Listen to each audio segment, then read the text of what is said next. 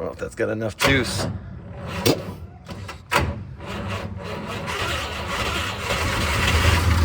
Oh, wow. No.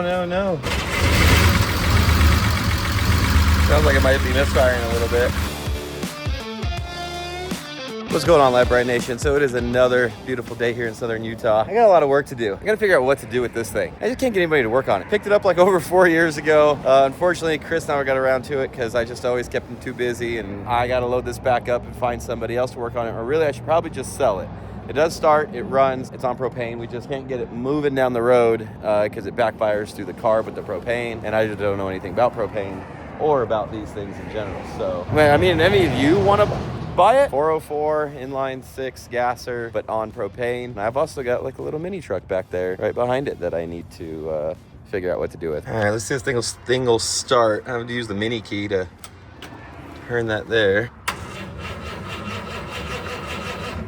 Oof, I don't know if that's got enough juice.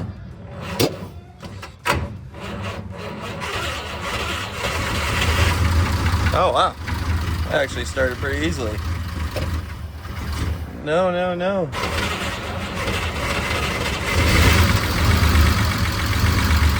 Sounds like it might be misfiring a little bit. It starts up pretty easy. That was crazy. There's an idle screw somewhere. Is that this? That's what it was. It was this. Hold the idle. I guess it's probably for the PTO. Raise the idle so you don't have to be on the gas. Man, that fired up real easy. It's been sitting here forever.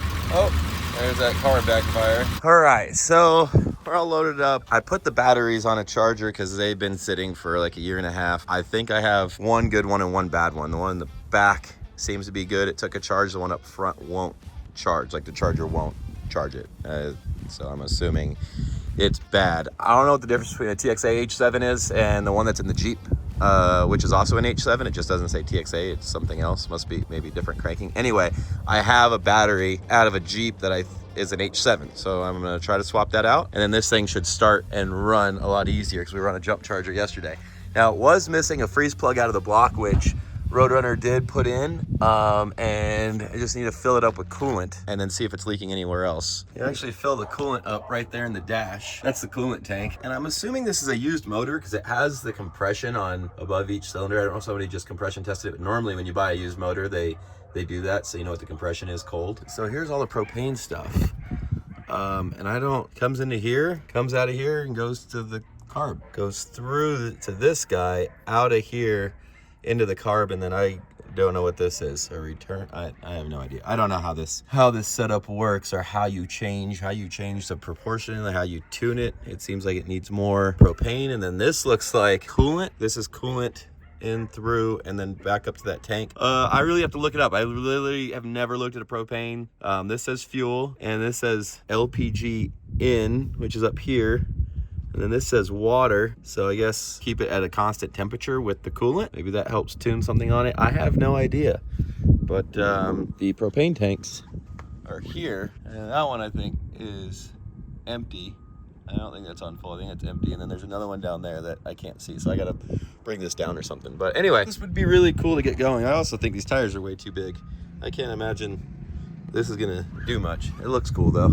All right, so while I'm waiting to see if that battery charger will actually bring that battery to life, I don't think it will, but I'm gonna get a workout in. But I wanted to actually talk to you guys about my weight loss because a lot of you noticed that I've lost a lot of weight, and I did. I was at 225 pounds, and at 5'7", that was I got chunky. Anyway, I'm down to like 165. And I wanna say it's all from just like working out and eating healthy, and that would kind of be a lie. Everybody knows about semaglutide. At least I think everybody knows about it. I didn't know about it, but what happened was I got all my blood work done. My uncle has a clinic where they test you and get you on the right hormones and everything. My blood work was atrocious. My bad cholesterol was double. My good cholesterol was half. I was pre-diabetic, well, on the verge of being pre-diabetic. And he told me about the semaglutide, which was originally made for diabetes, but then they approved it, the FDA approved it for weight loss. So I got on that, which helps curbing your appetite. You have to change the way you eat, right? But at the same time, if you don't work out, you're gonna lose weight and you're gonna lose muscle. You're gonna lose,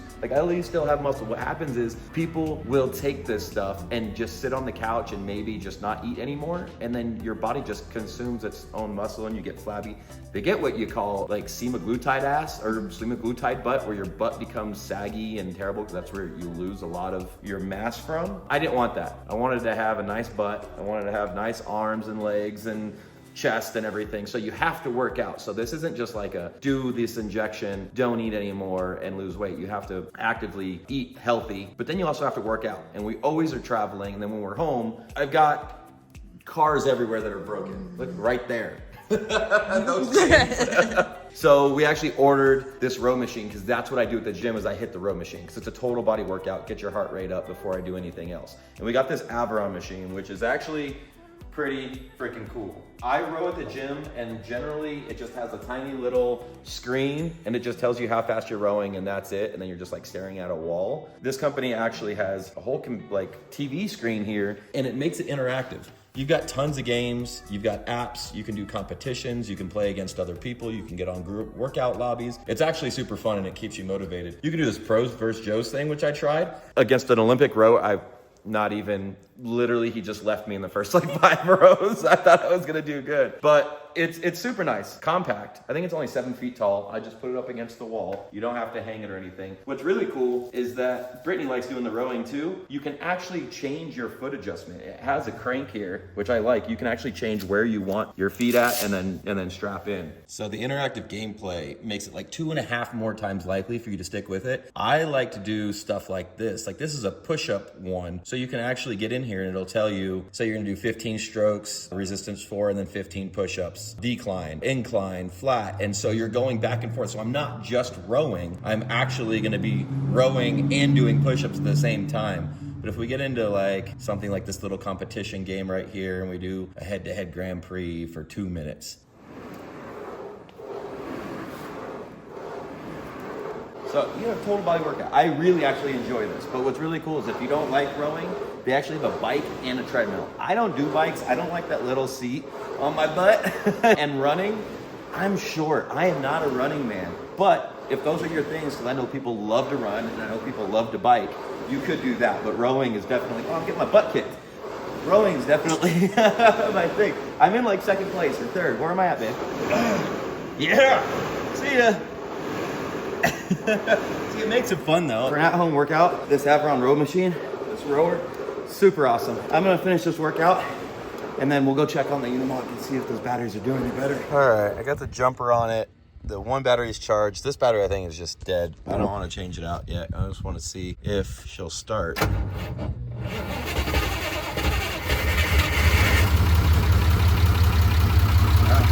Yeah, that starts actually pretty nice. Yeah, there goes that little backfire.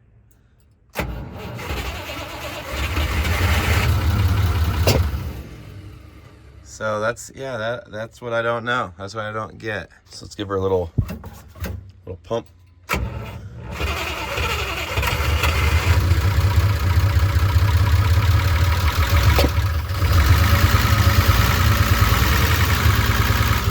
don't know if the alternator's not charging.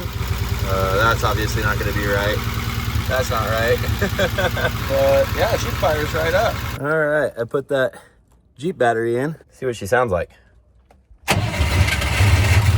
Whoa. Yeah, it likes 2 batteries. Who would have known a 24-volt system wants 2 batteries to be good?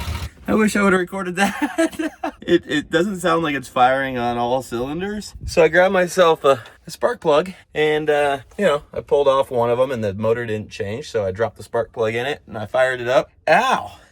I don't think I've ever been shocked by a system like that, or at least in a while. I was holding it by the rubber and I felt it ground out through my shoe down here and it just and blasted me. I luckily it only fires once every round because like I couldn't let go because it shocked me so hard and it shocked me again. Luckily it's not high RPM, so it's not like really quickly firing, and so I was able to drop it. I mean, I've done that before, like to check that you're getting spark. You just drop a spark plug in there and look for the spark, but Ow! well, I don't know what to do. I don't know what to do now because I want to check all of them, but I'm not going to go through that again.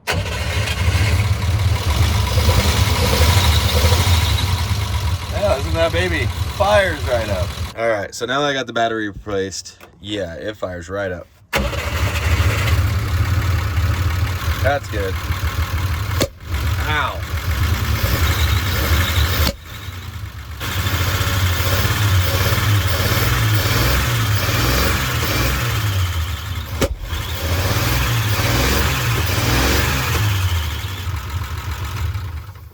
I think the good news is it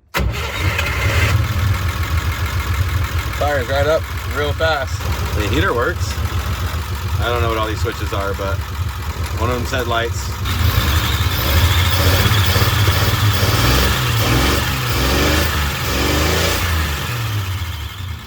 All right, so let's see if we got any bubbles anywhere from the propane. That all seems fine right now. You see, it seems like it runs fine. Everything else, I don't know. It's not as rusty or as bad as I thought. This is all the propane stuff. It's got coolant running through. That thing looks old as hell, but it sure gave me a zap, so I definitely don't think I have a coolant gauge. It strongly smells of propane, but it sounds good. It sounds like you can hear a misfire out the exhaust.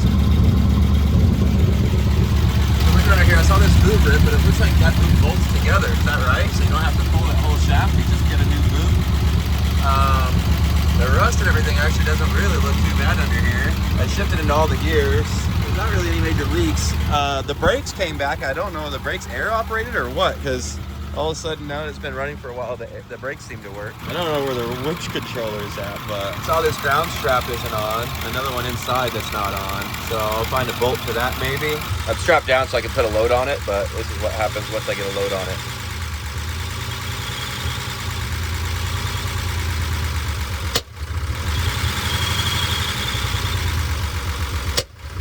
It just starts popping and dies as soon as I get a load on it. That's what I don't know about.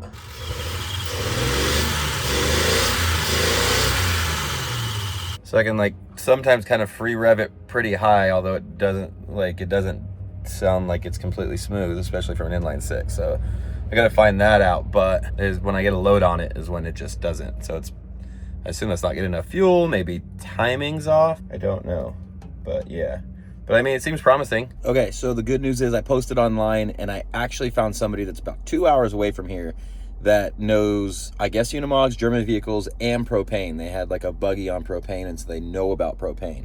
Since the Unimog and the mini truck's already loaded up, I'm gonna just go ahead and trail it up to him, and he said he'll go ahead and start looking through it and take care of it. I'm gonna take him the mini truck too. It's been fine, but also he said he might be able to use it as a shop vehicle, and I might be able to just trade him the mini truck for work on the Unimog, which would be great, because then I'm no money out of pocket or anything. All right, got it off the trailer. That thing's gonna climb good once we get it going. Dropping it off up here, kind of a couple hours away. So chugging along. Oh, there's the backfire. Did you shut it off or did it shut off? I shut it off. Oh, okay. Yeah, easy peasy. All right, so we got that done. Dropped off the Unimog and the mini truck. I'm kind of trading the mini truck for some labor on the Unimog type of thing. The shop doesn't really want to be announced because it's only two guys and they've got a huge shop and tons of work and projects and stuff to do. And they do cool. They do cages and they work on side-by-sides and they work on their own cars. They do a ton of stuff. I was like, hey, can I film? He's like, we're kind of just like two guys and we can't handle it. So maybe when I pick it up, if they're any slower, maybe we can do that. But for now, we're just gonna have to wait until they get done with it. But now that the Unimog's getting taken care of, I've got these things to still worry about. There's only two here out of 5, and here's the deal. I've got 2 here at the house. This one's a great little Liberty. It's stock, it's a limited, it's got heated seats, powered seats, and it's a great little car. I almost don't want to beat it up. And then this one is already lifted. It's got upper control arms, it's got wheels, it's got the bigger tires from Nitto, the G3s. Sorry, this one has the aux locker, that's what it is. I got so many of them I can't even remember. This one's an 05, so it has the upgraded interior. It's super nice. It's got an aux locker in the rear, full size spare, everything. Like, this one's ready to go. It's got an awning, it's got a roof rack, everything. So we were supposed to do this Liberty Challenge, but the problem is we're never home. And every time I try to get people together when we are home, people are busy. And it's just been going on and on and on. I've got these 5 Jeep Liberties. Actually, we're down to 4 because I gave one away to a friend that needed a car. Don't know if they'll just keep it or whatever, but for now I've got 4 of them, and I can't seem to get us and people together to go do this. And I still need to lift this one and put tires on it, and there's another one that I still need to lift and put tires on it, and it's just too much. So for right now, I think we're just gonna put these for sale. So if you're interested in them, I've got 4. I've got this nice red one. This is a great daily. They're all listed on my Facebook and on Facebook Marketplace. So if you go to my Facebook, if you're interested. But this one's great daily. This one actually was dailied fine by Luna and Marlin for like 6 months. And then I've got just like a silver one that was the very first one I bought, and I parked it and never drove it again. Well, it won't start now. The fuel pump is out.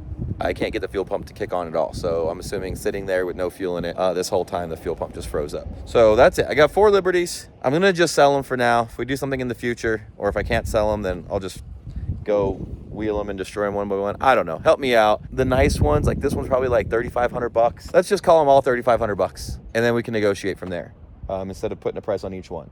Got 4 Liberties, $3,500 each. They all have 4 low. They all work. They all drive. The one needs a fuel pump, so that one let's just do that one for like $2,200 because I don't even want to deal with it. And the fuel pump's like $200, and it would take like maybe like an hour and a half to do. But I don't have time because we're actually leaving for Thailand, Vietnam, and Cambodia like tomorrow, like right now. So these are gonna just sit here, but I do have all the titles. I have everything. Luna and Marlin will still be around, which means I can sell them. You just message me, email us, lightbrightstudios@gmail.com. You can email us if you're interested. I'll get you in touch with Luna and Marlin. All the batteries are disconnected. That's why the hoods look popped on them, so the batteries don't die. AC works in that one. AC works in this one. AC works in this. I think AC works in all of them. I can't remember. I know for sure because I just drove these 2 for a little bit. Got so much to do. So I have a doctor's appointment and a dental appointment before we go to Thailand. So I'm gonna go get those knocked out. A few moments later. I had a heck of a day today. I had a little surgery on my lip. Yeah, that looks really bad. Yeah.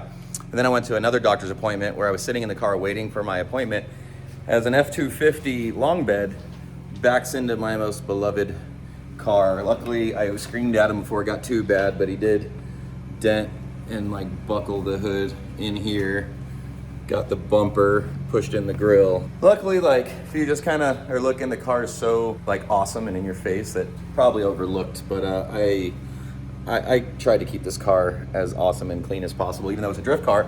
Figured the first time it would get wrecked would be me drifting it and hitting something or someone hitting me, but nope, just in a parking lot parked as I watched the guy just back into me. But to kind of cheer myself up, I saw a post on Utah, like, I don't know, whatever, on Facebook that somebody's dog had went missing out in the sand dunes at like 3 p.m. and it's like 6 now. It's dark out, but I do have a super big flashlight that a friend got me a few years ago, like super huge flashlight. So we're gonna go try and do that. And Marlin might have like some infrared camera, like goggles or something, that I'll go probably pick up, because that would be way easier to have like night vision goggles on and be able to see an animal running. But it's like looked like it was like a blue heeler, so like a medium-sized dog, but it's a black and dark blue color and it's nighttime. So yeah, let's go see if we can hopefully find this person's dog. Well, unfortunately, we just spent like an hour out in the dunes looking for the dog. We found some dog prints and stuff in the sand, but no dog. And my big old flashlight is freaking awesome, but it's not flashlighting anymore. But Marlin does have some infrared night vision goggles that he got from Temu. Where did he go? We are gonna go grab those and go back out because it's plenty dark. Worked. Yeah. So yeah, we're just stopping at their house right now, and then we're gonna go back out because round 2 on Because this dog poor rescue. pup, this poor pup doesn't need to be out there lost. If it was Jelly, I'd want someone to come help me find my dog. So Yeah. we're gonna see if we can hopefully help these people find their dog. Luckily, we didn't have to figure out just how well or not well these worked because the dog was found. And actually, was not found. I said the dog was actually not found. The dog found its own way all the way back home. The guy just texted us and said she just got back home. Like, if you've ever been to Sand Hollow, the dog was midway up the whole sand mountain. Like- It's called the Oasis, which is midway up to top of the world. Made it all the way down the mountain, across the highway, or through the park. All the way Across- over. He lives near Sand Hollow, but still made it all the way to her neighborhood, all the way to her house. That's and she pretty much beelined it there, which is pretty insane. That's I mean, she must have zigzagged because she zigzagged a little, but the fact you think Peanut would have ever found her way home? Absolutely not. Jelly? Maybe. Peanut would If have she found the didn't first car. and immediately ran in front of the tire. That's Peanut would have done. Jelly, maybe if she didn't get a fight with a coyote on the way home, maybe she eventually. Not But from the park. but it would have. No way. Not from Sand Hollow. Not from the park, maybe. Either way, but someone would have picked her up. She didn't get eaten first. Anyways, dog was found, crisis averted. That makes me really happy. So, cool beans.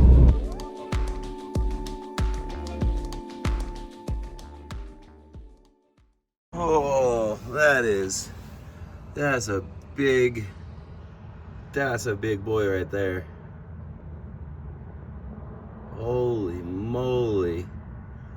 That doesn't look like a good place to find bugs. This is like fairly sealed off. I don't know what I want to do with you right now. You're kind of cool. I don't want to. Yeah.